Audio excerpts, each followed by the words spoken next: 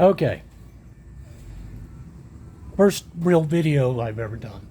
This is regards to installing a stereo on a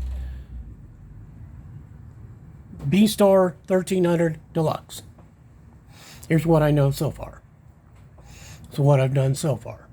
First thing was install speakers. Seems pretty simple. But in the old days, speakers used to, one, also come with a template. These did not. Secondly, I tried installing speakers working around the handlebars in monkey fashion.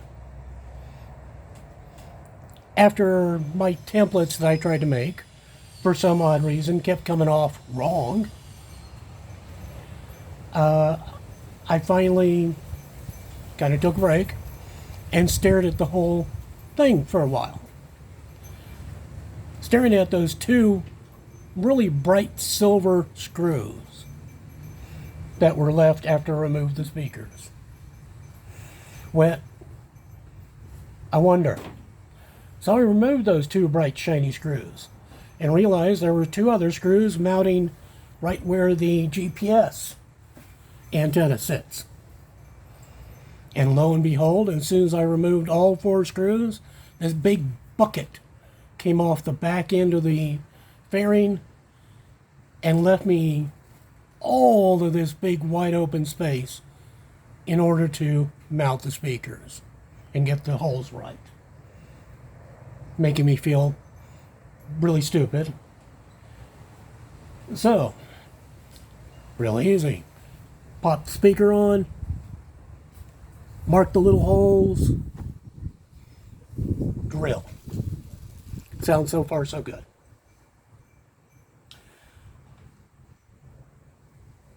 Not quite. So, I go put the plastic bucket back into place. Oh, by the way, I happen to have some undercoating spray. So, I sprayed the inside of the bucket, kind of make it a little more solid. The speakers I bought were Polk Marine Amp Shallow. If I'd known there was this much space behind the bucket, I would have gotten probably a deeper speaker. I don't know if that really makes a big difference in sound. My thinking, maybe. A little more bass. But, so, I go to mount the speakers, start putting in the screws, and realize I'm pushing the bucket out of the way. So, remove the bucket again. Drill on the fairing the holes a little bigger, so the screws aren't grabbing through that, instead like a wood screw. You know, it goes through your first piece of wood and grabs the second piece. Well, this is what I did. The only thing through the entire process I did not do, I did not solder these wires. But they are taped. They are split, twisted it all together, and taped. By the way, buy good, decent electrical tape. And if your electrical tape is years old, go buy new electrical tape. So we're at that point. I get the speakers mounted. Now, a lot of folks went out and they just strapped the whole system. I didn't want to do that. I bought this bike because of the Garmin GPS. I've been south of here in one of the little, well, St. Petersburg, got lost. That actually prompted me years ago. I bought a phone. I bought a Garmin phone. I have been on a trip by myself, headed to Alabama, stopped at a park, realized after I looked at the map, I'd gone in the wrong direction for an hour. Yes, I wanted the Garmin. Trashing the whole system loses the Garmin. Duh. I kind of like having the iPod connection in the saddlebag. I actually have two iPods, currently not functioning. that I swapped out the hard drive for a flash drive. Currently, I have a iTouch in the saddlebag. Sound quality, there isn't actually a difference. I found that out. But it's still convenient. I wanted to keep the volume control. So I started looking at the box, the factory amp. For you, those who don't know, that happens to be made in Kentucky. They're the same people that provide the stereo systems for Victory and Indian, or essentially Polaris. So if you happen to have one of those bikes, that's where your box came from. Kentucky. They can't help. Proprietary information. I got all these freaking wires going into that damn thing. I took pictures of the wires coming off the iPod connection. I took pictures of the wires coming off the volume control to look at all of this, thinking, can I just replace the box? No. Too damn many wires coming into it. The Garmin wired into it. All right, so I bought a new amp. I bought a Pile Marine amp. And it is supposedly 2 times 100 watts at 4 ohms.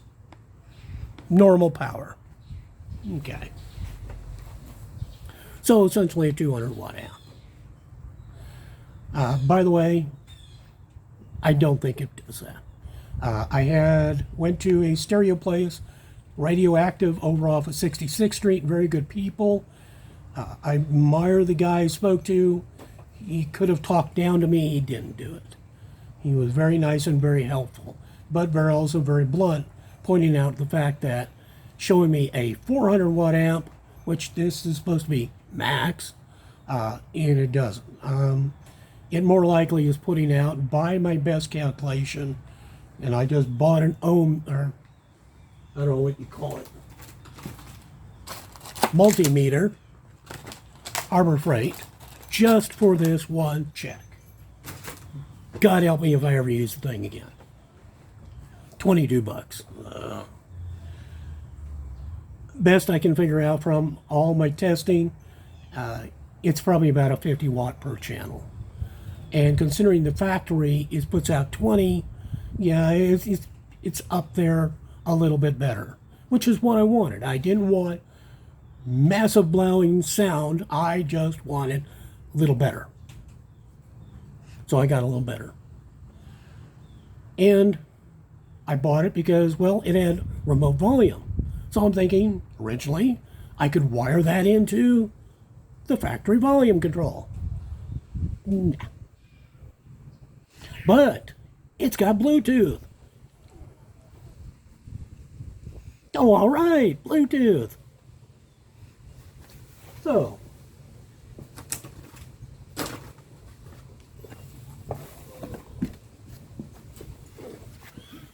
Bluetooth player. I can't get it to sync yet. Got my phone to sync. The volume coming off the iTouch through the speakers, pretty good. The volume coming off my phone through the amp, holy. Crank that down.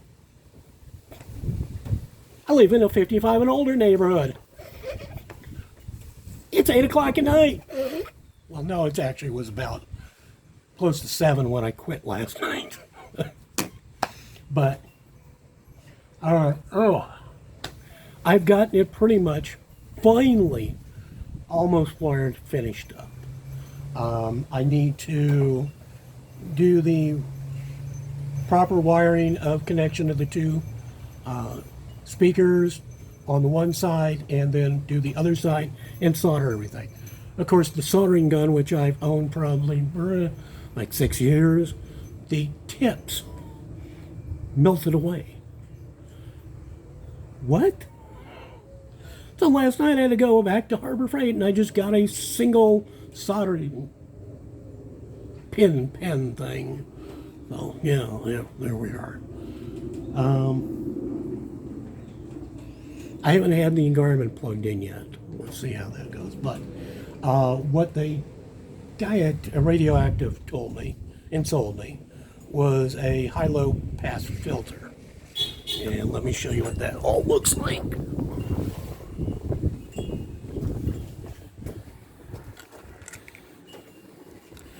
So, this is an axis. I don't know, like I'm pointing towards stuff on the wrong side of everything. So, and by the way, that's what it all looks like. Haven't finished that. These are the other side.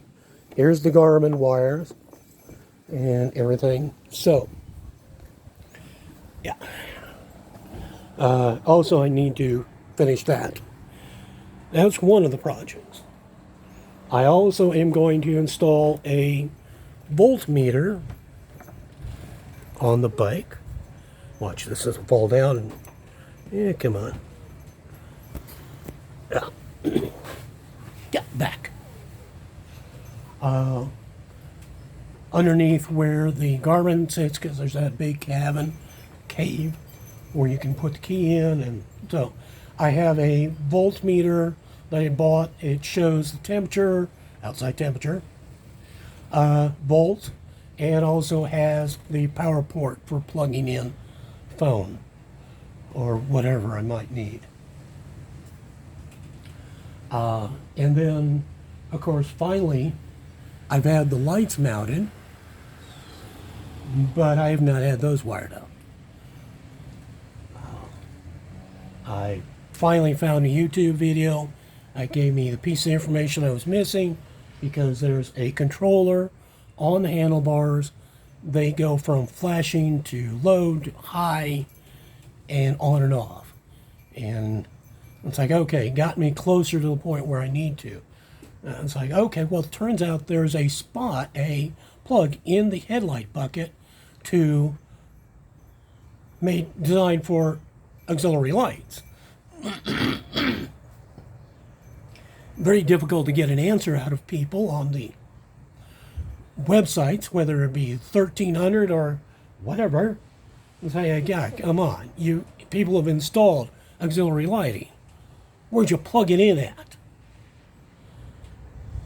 So I will actually end up probably using my multimeter for the second purpose. Just to find a spot where, because I don't want the lights to come on like that. I want them to come on with the headlight. And we all know that when you start your bike, your headlight is off. It's a power conserving thing.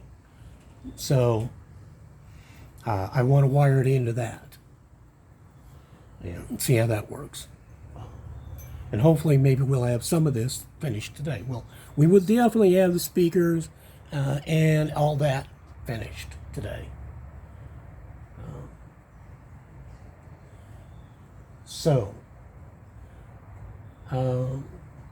My speakers still say Polk. I'm going to try a little rubbing alcohol, maybe goof off, worst case in acetone, to remove the word Polk. They are black. They are not the ones with the neon lights. I think I said they were shallow, but they do sound pretty terrific. That was a good investment. If anything, upgrade your speakers. And by the way, it's not that difficult. Case in point, removing the shell. Somebody pointed out to me in the early days, make sure you got a hold of it so it doesn't fall. You'll find all the screws and then try and remove it and still can't figure out why, because there's still 2 screws behind the Garmin in that section. Those are your final 2 screws. Everything else you'll be able to find out around. So,